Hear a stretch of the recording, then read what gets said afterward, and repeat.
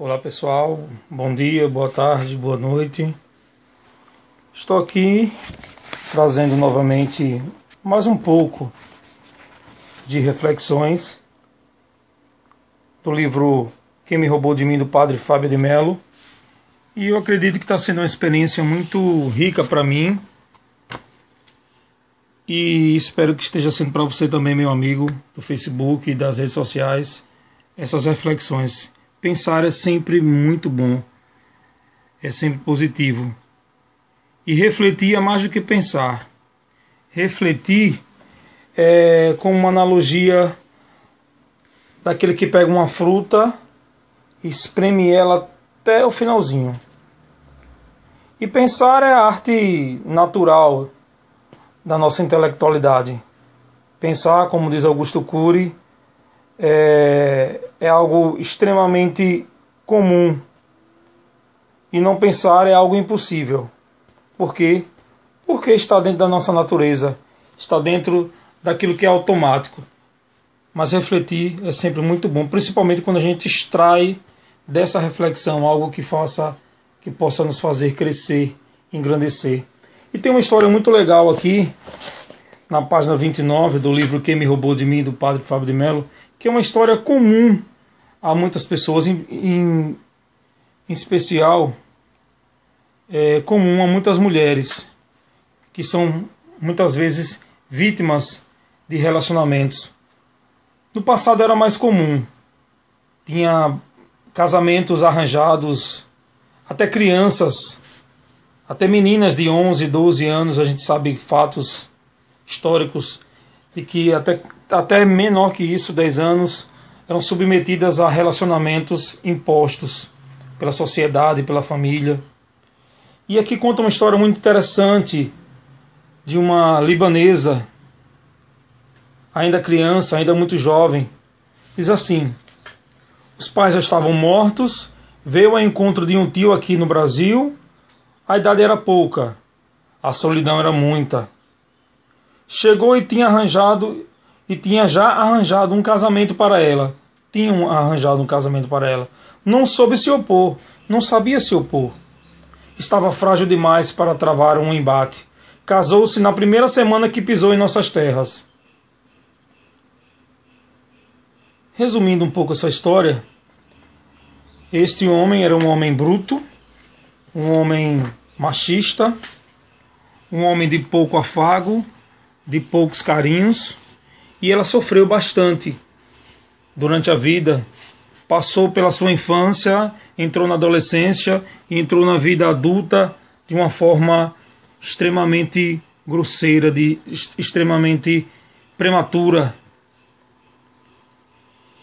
E conta a história que esse homem faleceu com alguns anos depois, E aí eu vou continuar lendo para vocês. Que no momento da perda desse marido, ela já adulta, estava confusa, sentia no peito um alívio, mas ao mesmo tempo uma experiência, o peso de não saber por onde recomeçar. Confessou ter medo de tudo, medo da vida, medo da morte, medo até dos filhos e até do marido morto.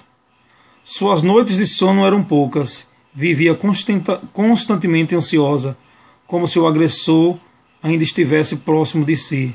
A mulher tinha diante de si uma longa viagem a ser feita, uma viagem de retorno, viagem no tempo.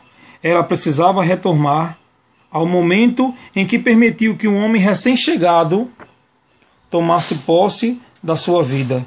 Precisava voltar para ela mesma. Precisava redescobrir as estradas que a reconduziriam à sua subjetividade e nela reaprender a viver.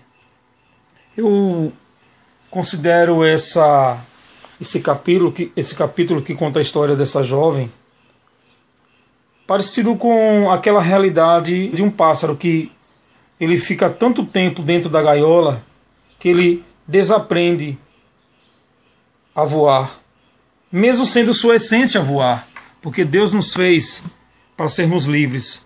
Mas o trauma mas a realidade dura muitas vezes faz a gente perder, faz com que a gente perca a nossa essência de voar, a nossa essência de sorrir, a nossa essência de sermos bons.